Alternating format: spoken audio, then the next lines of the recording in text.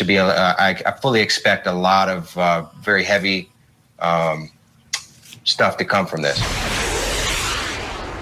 Hello and welcome to True Crime Rocket Science, the most authentic voice in true crime. The day after finding Kylie's vehicle in the Prosser Reservoir, AWP's Doug Bishop went onto CourtTV and said, "I fully expect a lot of heavy stuff to come from this." That was 18 minutes into the 28-minute interview. I'll put a link to that in the description. It's unclear what Bishop meant by this exactly, but it certainly sounds like he expects it to mean more than simply Kylie taking a wrong turn and driving into the reservoir. In other words, Bishop seems to be suggesting it might not be an accident. It's worth noting his remarks, I think, because obviously AWP, Adventures with Purpose, were party to sensitive and confidential information that the public aren't aware of. Even so, it's a cryptic remark that could mean something, which is why it's worth looking at in greater and deeper context. Before we get to that, if you haven't subscribed to the channel, please do like, share, leave a comment. Thanks to the hundreds of you who have subscribed. And please note, following this episode later today, I'll be putting up the number 5 clue we all missed. So look out for that. And let's get started. At 17 minutes 28 seconds in the CourtTV footage, leading up to the cryptic comment, Bishop was talking about finding answers. And this is what he said. Obviously, the audio is courtesy of CourtTV. This is a big ongoing investigation. There's still a lot of answers still out there, a lot of questions to be answered. And the FBI, the Nevada County Sheriff's Office, and the Placer County Sheriff's Office now have one of the biggest missing clues to their investigations, and I fully expect a lot of very heavy stuff to come from this. And around 5 minutes prior to that, in the same interview, Doug Bishop makes a reference to confidential information that they were aware of. Yeah, based on confidential information, we began our... So, to be honest, and still keeping an open mind, I think there are two ways of interpreting this. The first is, number one is, Bishop is revealing there is more to this than meets the eye. Number two, I think one's also got to take the context even further and say, obviously as a YouTuber being interviewed on a big channel like CourtTV with 500,000 subscribers, I think on the same day they were interviewed by Law and Crime with millions of subscribers.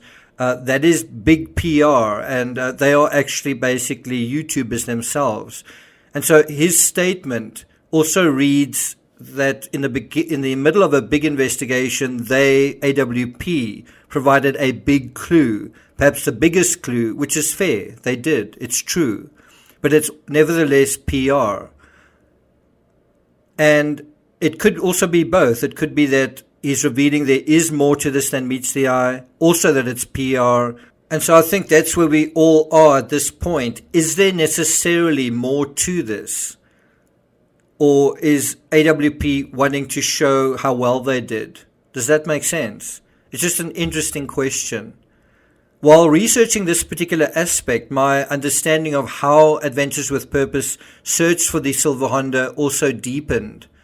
Based on the "we found Kylie's vehicle after just 35 minutes of searching" statement, I always assumed AWP started from the most obvious place, the last ping.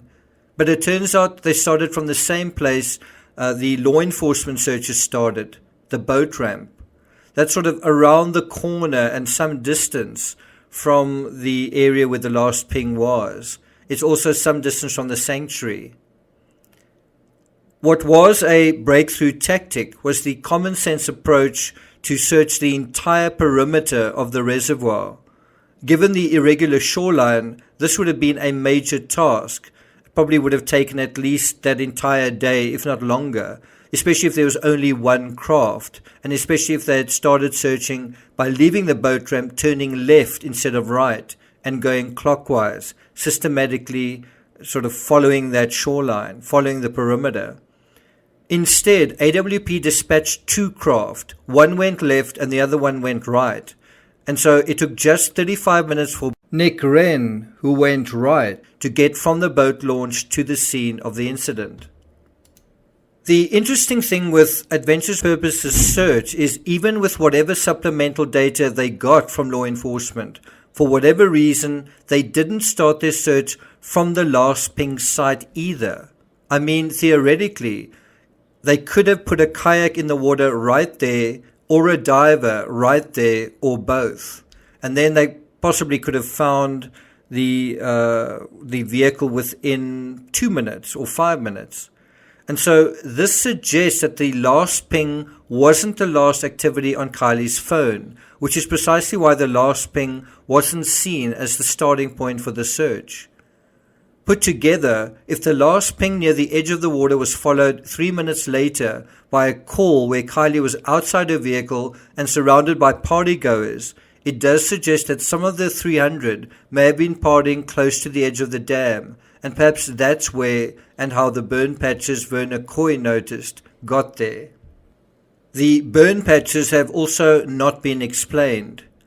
Now, I think one theory that could explain things a bit further is if the last ping isn't giving us an accurate time for when all of this happened, then we've almost got to assume that the events took place sometime later in the evening.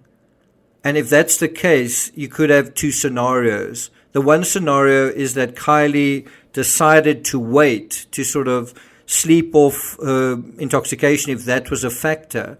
And then at some point, perhaps half an hour later, perhaps an hour later, perhaps even longer, woke up, perhaps she got cold, perhaps she felt afraid, perhaps she just wanted to go home, decided she was sober enough, and then drove. And of course, in that scenario, it would be pitch dark. There would be no ruby glow of headlights receding that she could follow. And that would explain why she went the way that she went, whereas everyone else went the way they went. The last ping scenario where the incident takes place some time after this, meaning half an hour, even longer, there's also obviously the foul play possibility. And in that scenario, that would explain why the phone dies early on. Of course, if the vehicle went into the water shortly after that, that would also explain why the phone dies.